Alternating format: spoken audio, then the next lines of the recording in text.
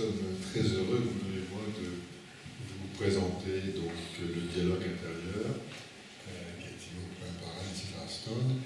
Et nous avons partagé le travail avec Bruno en deux parties.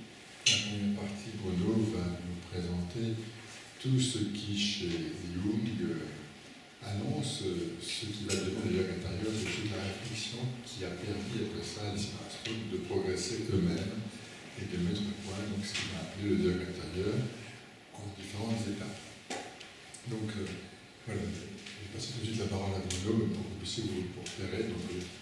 D'abord, ce que Jung a apporté et comment il a lui-même travaillé intensément avec lui-même pour découvrir qu'il avait plusieurs voies en lui. Le nom anglais de dialogue intérieur, c'est Voices Dialogue. Et puis, comment Alexis Perrin, après ça, eux-mêmes sont allés sur un chemin qui les a amenés à mettre au point et à découvrir ce qu'était le dialogue intérieur. Bien, merci Nathalie, tu es vraiment une personne de dialogue, hein, et j'adore travailler avec toi. Alors, donc, moi je vais vous parler du dialogue intérieur chez Jung, parce que c'est quand même ce concept vient de lui. Et c'est quelque chose qui est très très tôt dans l'enfance dont il a parlé. Il avait environ 11-12 ans. Et très vite, il a parlé de deux personnalités en lui. Et en réalité, comme il le dit, ces deux personnages différents étaient en moi. Et donc, voilà, le collégien ne comprenait rien aux maths, n'était même pas sûr de lui, et un homme important de grande autorité avec qui on ne plaisantait pas. Alors, qui vivait pour lui au XVIIIe siècle, il ne faut pas oublier que Jung vivait à la fin du XIXe, donc ça pouvait être son grand-père, enfin c'était ou un aïeul. Et donc il dit dans ma vie, je vis à deux époques différentes et je suis deux personnes.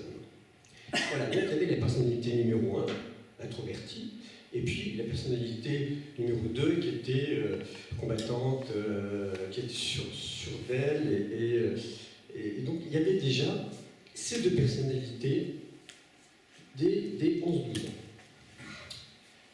Et puis, il y avait un deuxième élément qui est apparu, dont il parle dans ma vie à la même période. Je crois que c'est un chemin de l'école. Enfin, il se rend compte que je deviens moi pour moi. Parce qu'il avait des problèmes d'identité, il n'était pas sûr de lui, effectivement. Et je suis moi. Alors auparavant, les choses m'arrivaient, maintenant c'est moi qui voulais. Donc, deux éléments qui apparaissent très tôt, le dialogue, deux personnalités qui vont faire dialogue, et puis cette notion du moi qui prend conscience et qui est un pilier du dialogue intérieur qui sera repris par Alice Firestone. Voilà, donc il y avait en moi de l'autorité, et ça effectivement, ça fait référence à la transcendance du moi qui prend conscience, et effectivement, le dialogue intérieur va être une pratique de la conscience. Et effectivement, ça sera repris plus tard par Alice Firestone, qu'on est en train de dialoguer, et dont François nous parlera. Et avec toujours ces deux piliers, et déjà ces deux piliers, le dialogue intérieur d'une part, et puis, c'est moins connu, le processus d'égo-conscient. Donc, ce sont la même pratique à deux noms différents qui résument, qui reprennent les deux thèmes que Jung a développés dès l'âge de 11-12 ans. Et alors, à propos de ces personnalités, donc, il s'était très vite entraîné à parler avec elle, et puis de temps en temps, il disait, moi c'est la personnalité numéro 1 qui intervient, personnalité numéro 2, et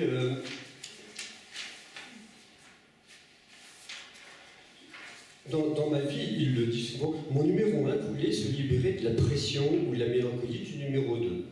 Ce n'était pas ce dernier qui était déprimé, mais le numéro 1 lorsqu'il se soumettait au numéro 2. Puis quand le numéro 2 prédominait, le numéro 1 était enfermé en lui et suspendu. Inversement, le numéro 1 considérait l'autre comme un royaume intérieur obscur. Donc ça, on le voit dans ce livre de ma vie déjà très très tôt, où il y a déjà ce dialogue qui s'instaure, et apparaît Philémon, Philémon qui est un personnage mythique, et qui va prendre... donc Philémon, c'est la figure de l'inconscient, avec qui Jung va dialoguer en profondeur. Et vont apparaître des avatars de Philémon, qui sont des avatars aussi de ces deux personnalités. Et notamment, il y a Élie et Salomé, son complément psychologique. Et puis le serpent noir qui figure donc sur ça. Alors évidemment, vous reconnaissez une peinture du livre rouge. Hein. Et Élie et Salomé, son complément psychologique, c'est quelque chose qui attire l'attention, parce que ça évoque la notion d'emblée de polarité, et puis d'emblée, ça évoque des figures mythiques de la polarité qu'on retrouve d'abord dans la tradition indienne, et là je fais référence par exemple au shivaïsme du Cachemire, quand on parle de Shiva Shakti, hein, qui ont donc, et les dieux hindous ou indiens avaient leur parrain, hein, il y avait Vishnu, il y avait Lakshmi, et notamment Shiva et Shakti. Et le shivaïsme du Cachemire est un exemple de pensée non dualiste. Parce que c'est ça qui est important de voir, c'est que Jung s'est très vite inscrit dans cette pensée non dualiste. Il ne faut pas oublier qu'il a publié le commentaire de la fleur d'or, qu'il a fait rentrer en Europe l'Upanishad de la Kundalini. Et la Kundalini, ça n'est plus ni moins les sources du shivaïsme du Cachemire. Donc, grâce au dialogue avec Philémon, la différenciation entre moi et l'objet de ma pensée se clarifia. Et donc on voit apparaître d'une part ce jeu des polarités qui est tout à fait typique du travail de Jung et puis de la pensée non dualiste, et en même temps déjà toujours cette notion de la prise de conscience. Alors, ça c'est quelque chose qui est très important, parce que la pensée de Jung, elle est tournée autour de la pratique, de l'expérience, et il faut savoir qu'il a très vite quitté la pensée scientifique. C'est pour ça que on ne serait pas ici pour parler de Jung si on n'a pas un regard critique sur la pensée scientifique. Et donc, vous savez, d'une part, il était un peu Gosli, et c'était l'élite intellectuelle psychiatrique européenne, mondiale, puis en même temps, il y a eu sa rupture avec Freud. Et vous savez si on veut être un peu schématique, Freud était plutôt matérialiste, et puis Jung était plutôt spiritualiste.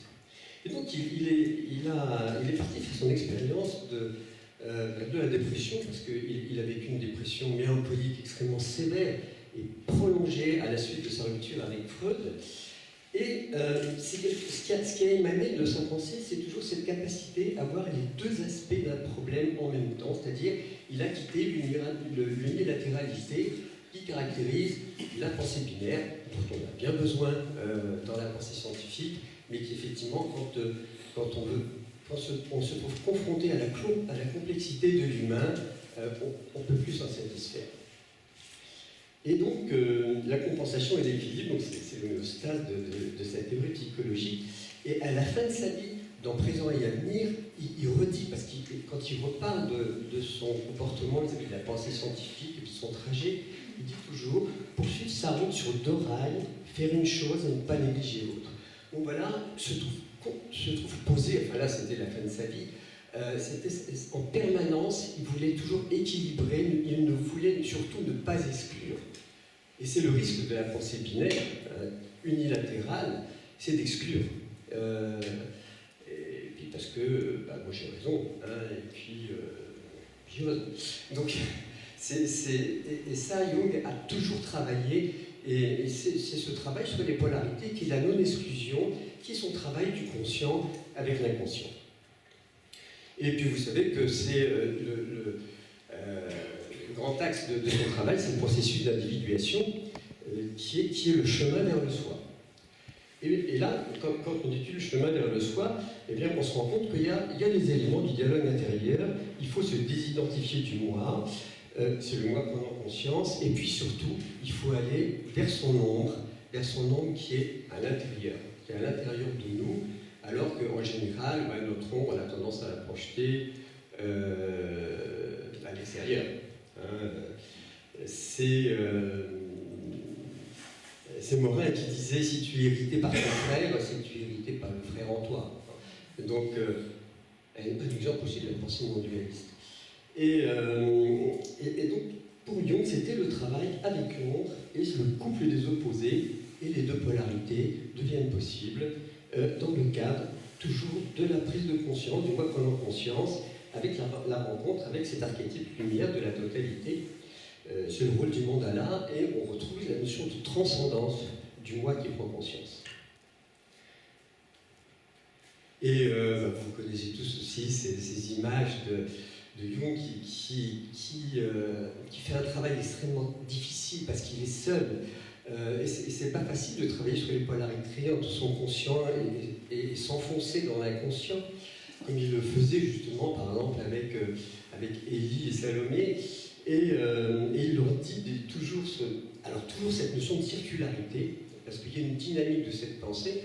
La pensée non dualiste, elle est circulaire, hein, comme on le voit dans le taoïsme, comme on le voit aussi dans le chiisme du Cachemire. Et il parle toujours de cette clarté de paradis avec une nuit profonde effroyable. Donc ça c'est toute cette période entre sa rupture avec Freud, qui est en 1912, je crois, et puis 1920, et où il a vraiment vécu des années noires à la recherche de son ombre. Et donc ce mouvement circulaire, c'était la vivification de toutes les puissances lumineuses et obscures de la nature humaine, et de tous les opposés psychologiques. Et puis, pour aller un peu plus technique dans cette pensée de Jung, donc il faut toujours se dire, voilà, il y a un couple d'opposés, et comment ça fonctionne entre le conscient et l'inconscient, sachant qu'il y a un opposé qui est dans l'inconscient.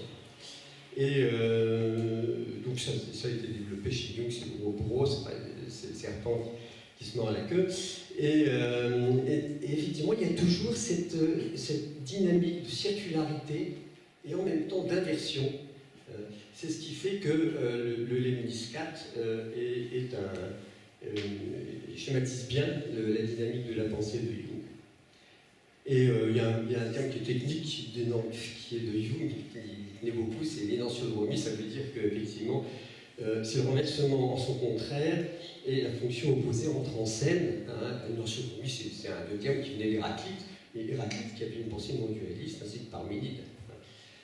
Et donc le développement de la fonction opposée va mener à l'individuation, et surtout, voilà, quand la fonction opposée n'est pas acceptée par le conscient, parce que c'est trop dur, parce que c'est vraiment trop dur, il faut faire intervenir cette fonction transcendante qui fait cesser cette disharmonie, et c'est ça le dialogue intérieur, avec une double facilitation.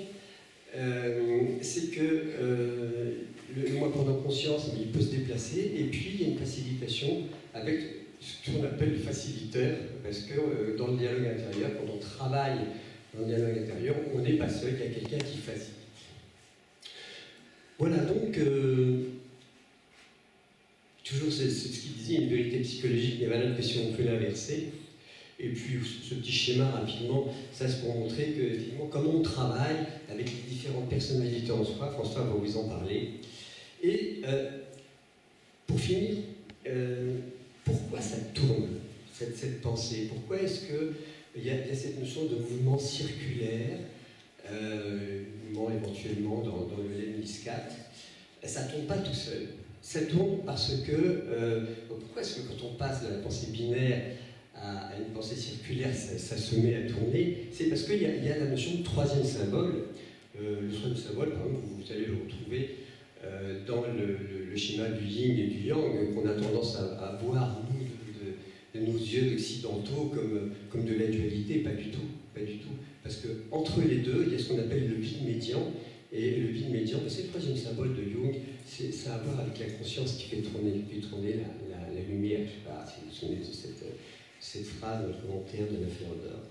Et donc le serpent, c'est le troisième symbole, qui est cet élément étranger entre les deux principes liés. Et c'est entre celui qui pense et celui qui ressent. Donc on retrouve toujours cette dualité. C'est le troisième symbole, c'est la conscience. C'est le moi qui prend conscience, qui va réconcilier les deux opposés. Et c'est donc cet opérateur de la non-dualité.